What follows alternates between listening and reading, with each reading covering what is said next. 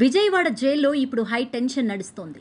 దీనికి ముఖ్య కారణం గతంలో ఒకరినొకరు చూసుకోవడానికి ఇష్టపడని ఇద్దరు శత్రువులు ఇప్పుడు అనుకోకుండా అదే జైలు గదిలో రిమాండ్ ఖైదీలుగా ఉండాల్సిన పరిస్థితి ఏర్పడ్డమే.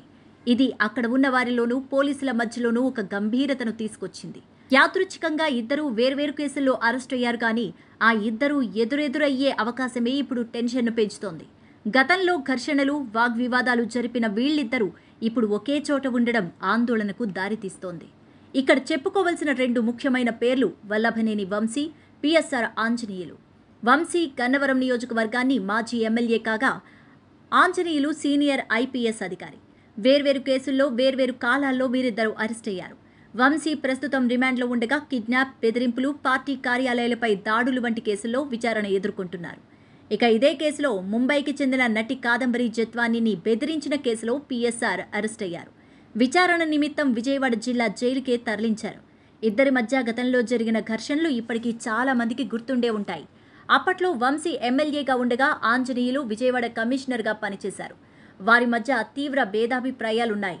వంశీ ఆంజనేయులపై తీవ్ర ఆరోపణలు చేస్తూ ఆయన తనకు ప్రాణహాని కలిగించే ప్రయత్నం చేస్తున్నారని ఆరోపించారు. మహిళలను వేధిస్తున్నారని కూడా ఆంజనేయులపై అప్పట్లో ఆరోపణలొచ్చాయి. ఈ వివాదం అప్పట్లో పెద్ద సంచలనమే అయింది. ఆ సమయంలో పిఎస్ఆర్ ఆంజనేయులు కేంద్ర సర్వీసులకు పంపించబడ్డారు. ఇప్పటికీ వారి మధ్య ఆ ద్వేషం కొనసాగుతోందా, లేక అప్పటి పరిస్థితులను మర్చిపోయారా అనేది చర్చనీయాంశంగా మారింది. ఒకరి గురించి ఒకరు ఎలాంటి స్పందన తెలుపుతారో అనేది ఆసక్తికరంగా మారింది.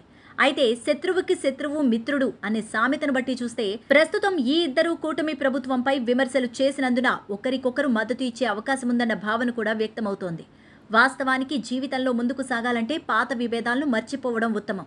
ఈ ఇద్దరు ఎదురుపడితే ఎలాంటి పరిస్థితులు ఎదురవుతాయో అనే విషయంపై కూడా ప్రస్తుతం జోరుగా చర్చలు సాగుతున్నాయి. మొత్తానికి ఈ ఇద్దరు పాత పగలు మర్చిపోతారా, లేక తెలియని కొత్త రహస్యాలను బయట పెడతారా అనే విషయాన్ని వేచి చూడాలి.